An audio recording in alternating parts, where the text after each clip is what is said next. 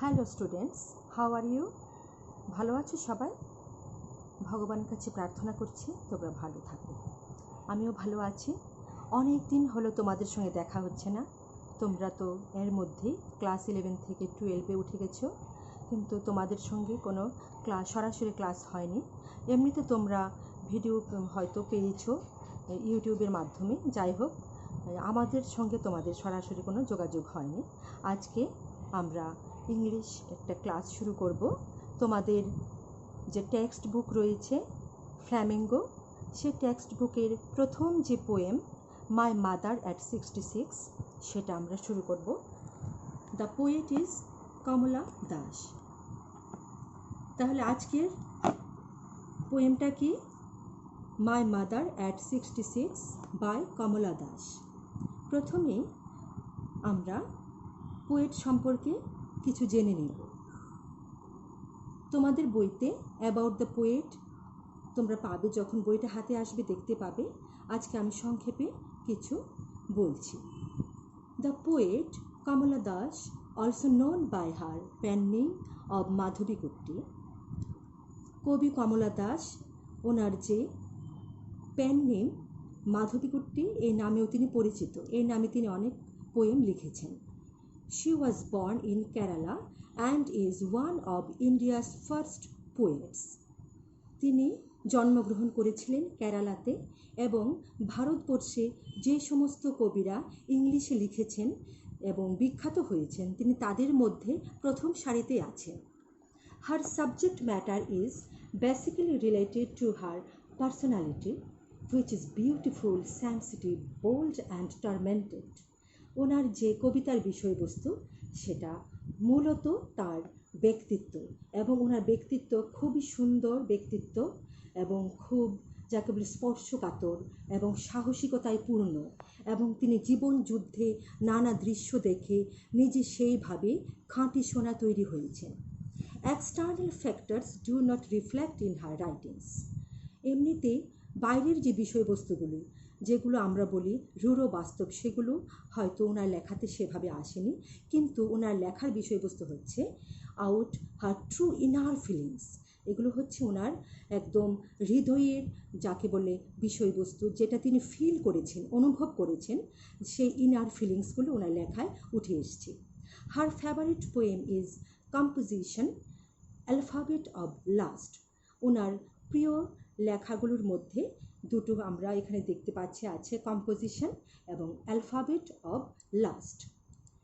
In the poem my mother at 66, she talks about her mother.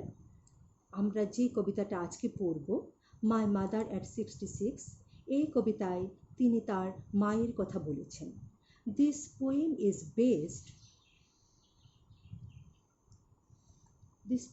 is based on mother-daughter relation, and the poet shares her feelings for her mother. এই কবিতায় তিনি মা এবং মেয়ের যে সুন্দর সম্পর্ক সেটাকে তিনি যে প্রকাশ করেছেন, এবং তিনি পাঠকদের সঙ্গে শেয়ার করেছেন, বা তিনি আমাদের জানাতে চেয়েছেন ওনার যে ফিলিংস তার মায়ের জন্য। এখন আমরা মূল যে তোমাদের পোয়েমটা, সেই পোয়েমে যাব। তোমাদের টেক্সট যখন হাতে আসবে তোমরা পাবে। এখন আমি টেক্সট থেকে পোয়েমটা পড়ব।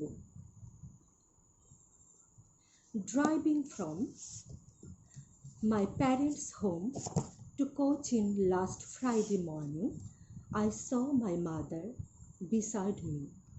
Doors open-mouthed, her face ashen like that of a corpse, and realized with pain that she was as old as she looked, but soon put that thought away and looked out at young trees sprinting, the merry children spilling out of their homes.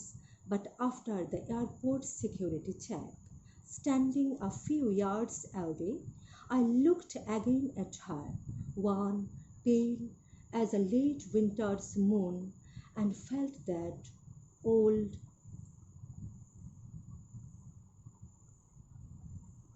familiar ache, my childhood's fear. But all I said was, see you soon, Amma. All I did was smile and smile and smile. দেখো কত ছোট্ট কবিতা, একেবারেই ছোট্ট। এখানে দেখতে পেলাম যে এখানে একটাও ফুল স্টপ নেই, মানে এখানে একটা সেন্টেন্সও কমপ্লিট হয়নি কিন্তু এই কবিতায়। কিন্তু কত সুন্দরভাবে তিনি ওনার মনের বিষয়বস্তুটা আমাদের সামনে প্রকাশ করেছেন। প্রত্যেকটা রিডার এর অর্থটা বুঝতে কোনো অসুবিধা হবে না তাদের।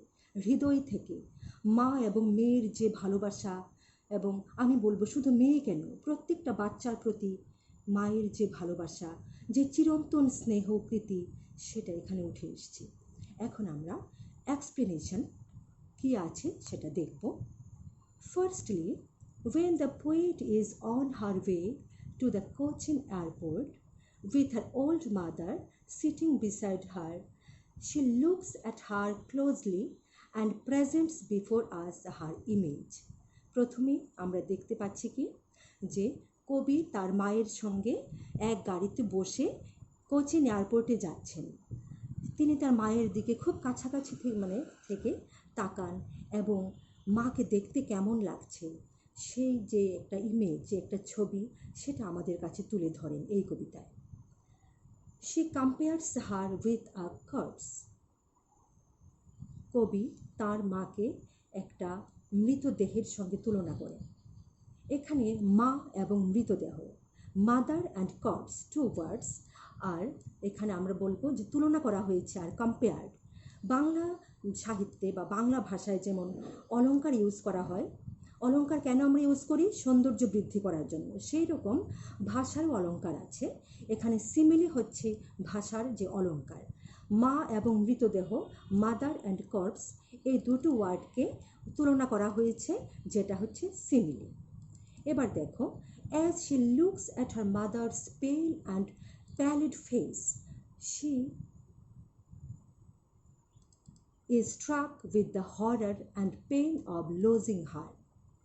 যখন তিনি তার মায়ের বিবর্ণ মুখের দিকে তাকান, তখন তিনি মনে মনে খুব ভয় পান এবং মাকে হারানোর যে বেদনা সেটা অনুভব করেন। The mother with the dazing face and open mouth is compared to a corpse. মা এই যে তন্দ্রাচ্ছন্ন অবস্থায় গাড়িতে ঝিমাচ্ছেন যাকে বলবো আমরা, এবং মুখটা হাঁ করে খোলা, খুব বৃদ্ধ হয়ে গেছেন তো, 66 এজ হয়েছে, তিনি বৃদ্ধ এবং খুবই দুর্বল। এই জন্য তিনি তন্দ্রাচ্ছন্ন অবস্থায় যে গাড়ির মধ্যে আছেন, মাকে দেখে ওনার মনে হচ্ছে একদম বিবর্ণ একটা মৃতদেহ পড়ে আছে। Here the poet shows the typical love and affection which is present in a mother-daughter relation. এখানে কবিতায় যে মা এবং মেয়ের যে সুন্দর মধুর সম্পর্ক, যেটা চিরন্তন, সেটা তিনি তুলে ধরেছেন। The poet is pained and shifts her attention outside the car in order to drive out the negative feelings. এবার কবি যেহেতু মনে খুব বেদনা অনুভব করছেন মায়ের এই যে পরিণতি, তিনি যখন ছোট ছিলেন মা কত সুন্দরী ছিলেন, কত স্বাস্থ্যবতী ছিলেন, যে ও সবসময় এনার্জিতে ভরপুর থাকতেন। এখন মা এই যে বিবর্ণ হয়ে গেছেন, দুর্বল হয়ে গেছেন, গাড়িতে হাঁ করে ঘুমোচ্ছেন, এই জন্য ওনার মনটা বেদনা ভরপুর হওয়াতে তিনি এবার তার যে মনটা এবার অন্যদিকে ঘোরানোর চেষ্টা করছেন, বাইরের জগতের দিকে এবার তিনি তাকালেন। সে চেঞ্জেস হার স্যাড মুড, তিনি তার মনের যে বিষাদ ভরা অবস্থাটাকে এবার পরিবর্তন করতে চাইছেন। The scene outside the window is of growing life and energy. গাড়ির জানালা দিয়ে তিনি যখন বাইরে তাকালেন, দেখলেন যে এই দৃশ্যটা হচ্ছে কি একেবারে জীবনে ভরপুর, আনন্দে ভরপুর, শক্তিতে ভরপুর। The rapidly sprinting trees alongside the merrily playing children symbolize life. গাড়ি চলছে, গাড়ির গতির সঙ্গে সঙ্গে মনে হচ্ছে গাছগুলো দৌড়াচ্ছে এবং সেই সঙ্গে যে খেলা করছে বাচ্চারা, ওদেরও দেখা যাচ্ছে। তাহলে গাছ এবং যে বাচ্চারা খেলা করছে, এদেরকে তুলনা করা হয়েছে, ওরা হচ্ছে সিম্বল যে জীবনের প্রতীক, ইউথ অ্যান্ড ভাইটালিটি, যৌবনের প্রতীক, জীবনের প্রতীক। The poet here is reminded of her own childhood when her mother had been young, whereas now she is encircled with the fear of losing her, and that has made her insecure. এবার কবি কল্পনা করছেন যে ছোটবেলায় মা কত young ছিল, এরকম যে দেখছেন বাইরের দৃশ্যগুলো, এগুলো ভাবছেন, এবং এখন কীরকম দুর্বল বৃদ্ধ হয়ে গেছে। She is at the airport to take a flight. এবার ওরা পৌঁছে গেছেন, এবার কবি ফ্লাইটে উঠবেন। It indicates departure. ফ্লাইটে উঠবেন মানে তো বিদায়, and separation which creates melancholy. তাহলে এবার মার কাছ থেকে বিদায় নিতে হবে, যেটা খুবই বেদনাদায়ক। As she bids goodbye to her mother, যখন তিনি মাকে বিদায় জানান, the image of the old worn out mother in the twilight of years strikes her again. যখন তিনি মাকে হাত নেড়ে বিদায় জানান, তখন তিনি আবার মায়ের দিকে তাকান, মায়ের সেই ফ্যাকাশে মুখ, বিবর্ণ চেহারা, যেটা তাকে ওর মনে খুব কষ্ট দেয়। Here again a simile is used to compare. এখানে আমরা আবার দেখতে পাচ্ছি একটা সিমিলি ইউজ করা হয়েছে। Her mother is compared with a late winter's moon. মাকে তুলনা করা হয়েছে যে লেট উইন্টার্স, শীত যখন চলে যায় সেই সময় চাঁদ যেমন বিবর্ণ থাকে, তখন চাঁদের লাইটটা যে একদম যাকে বলে খুবই ধূসর দেখা যায় না, সেই রকম লাইটের সঙ্গে তুলনা করা হয়েছে। তখন কুয়াশা ভরা থাকে সব দিকে, কুয়াশাচ্ছন্ন চাঁদ, এই জন্য যে আলো কম থাকে, সেই রকম মাও বিবর্ণ হয়ে গেছেন। অ্যাজ শি লুকস ওল্ড নাও, মা যখন এরকম বৃদ্ধ, হার পার্সোনালিটি ইজ অ্যাফেক্টেড বাই ইট, সেই জন্য যে বৃদ্ধ বয়সের সঙ্গে সঙ্গে তার ব্যক্তিত্ব এইভাবে যে যাকে বলে অ্যাফেক্ট হয়েছে। The poet is feeling the pain of separation, leaving her mother and going. এবার কবি অনুভব করছেন, খুব দুঃখ অনুভব করছেন যে মাকে ছেড়ে যাচ্ছেন। Also her childhood fear of losing her mother, which she feels that earlier was temporary but now could be forever as she could die of old age, is haunting her. এবার দেখো, প্রত্যেক বাচ্চারাই ছোটবেলায় যখন মার কাছ থেকে একটু সময় দূরে থাকে, মাকে খুব মিস করে, সারাক্ষণ মনে হয় মা কাছে থাকুক, সারাক্ষণ কাছে থাকুক। কবি যখন ছোট ছিলেন তখন তিনিও ভাবতেন মা যাতে সবসময় কাছে থাকে, একটু সময় দূরে গেলেই তিনি কষ্ট পেতেন। এখন এই যে মা বৃদ্ধ হয়ে গেছেন, মা চিরদিনের জন্য পৃথিবী থেকে বিদায় নেবেন, মা মারা যাবেন, এই যে দুঃখ, এবার যখন মা যাবেন আর কোনোদিন ফিরে আসবেন না, এই দুঃখ ভোলা যায় না। কবি এটা ভেবে খুব কষ্ট পাচ্ছেন, মনে মনে মুষড়ে পড়ছেন। এবার দেখো, she bids farewell to her mother and keeping her hope of seeing her again alive says, see you soon amma. দেখো ইনভার্টেড কমার মধ্যে আছে কথাটা, কবি নিজের মুখে মাকে বলছেন see you soon amma, যখন বিদায় নিয়ে যাচ্ছেন। এমনও হতে পারে মাকে হয়তো আর কোনোদিন দেখবেন না, অনেক দিন পর যখন আসবেন মা আর পৃথিবীতে থাকবেন না, কিন্তু এই দুঃখের কথা মাকে জানানো যায় না, কারণ মানুষ আশা নিয়েই বেঁচে থাকে। এইবার তিনি বলছেন, মা খুব শিগগিরই আমি ফিরে আসবো, তোমার সঙ্গে আবার দেখা হবে।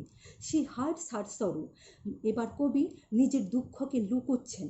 As she does not want to create a painful environment for her mother and convince her that as she is enjoying her life, similarly her mother should also be happy and enjoy her life.